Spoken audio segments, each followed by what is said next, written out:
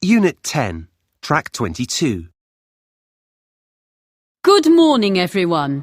Today, as part of our 21st Century Architecture series, I'm going to tell you a bit about a remarkable structure which I'm sure you're all familiar with, the stadium that was built for the 2008 Olympics in Beijing.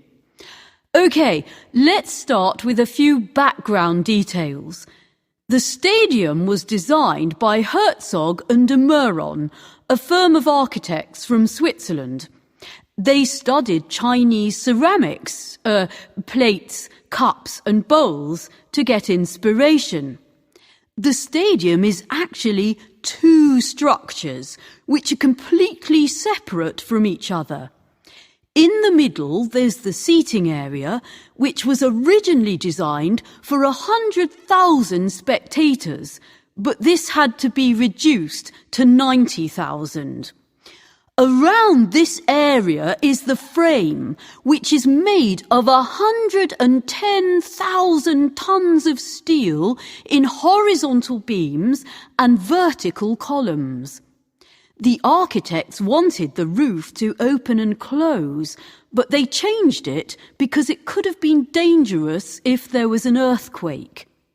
The big advantage of changing it was that it reduced the cost by several $1 million, although the building still came to an incredible $423 million. So, what makes this stadium such an amazing building? Let's start with the general impression it creates. For this, the best place to look at it is from a distance. Why from a distance? Well, that's where you'll really get an impression of what it looks like and how big it is. You'll also notice how it really stands out in its surroundings.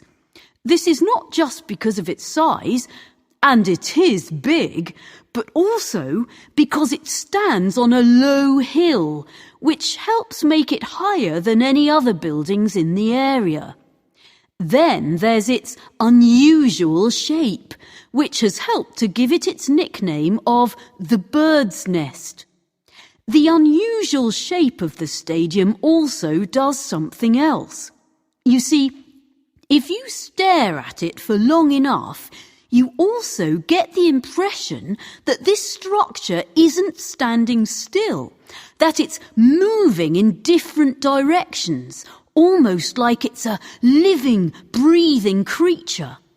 This is especially true at night, when the stadium is lit up from inside with lights that continually change colour.